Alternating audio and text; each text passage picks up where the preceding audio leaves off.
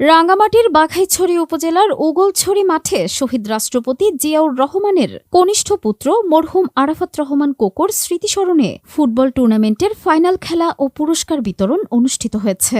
বৃহস্পতিবার ২৬ ডিসেম্বর বিকেল ৩ ঘটিকায় উগলছড়ি সরকারি উচ্চ বিদ্যালয় মাঠে বৃহত্তর উগলছড়ি এলাকাবাসীর আয়োজনে জমকালো আয়োজনে খেলাটি অনুষ্ঠিত হয়েছে।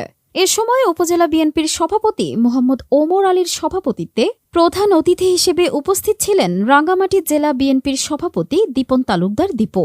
বিশেষ অতিথি হিসেবে উপস্থিত ছিলেন বাঘাইছড়ি পৌর বিএনপির সভাপতি মোহাম্মদ নিজামুদ্দিন বাবু, রাঙ্গামাটি পৌর বিএনপির সভাপতি এস.এম. শফিউল আলম।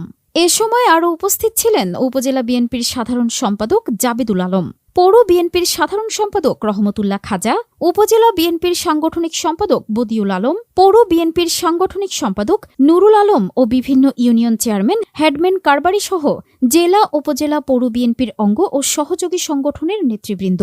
ফাইনাল খেলায় প্রতিদ্বন্দ্বিতা করেন পশ্চিম মুসলিম ব্লক যুব উন্নয়ন ক্লাব বনাম এফ ব্লক কিশোর সংঘ। নির্ধারিত সময়ের শেষে পশ্চিম মুসলিম ব্লক যুব উন্নয়ন ক্লাব ১-০ গোলে এফ ব্লক কিশোর সংঘকে পরাজিত করে।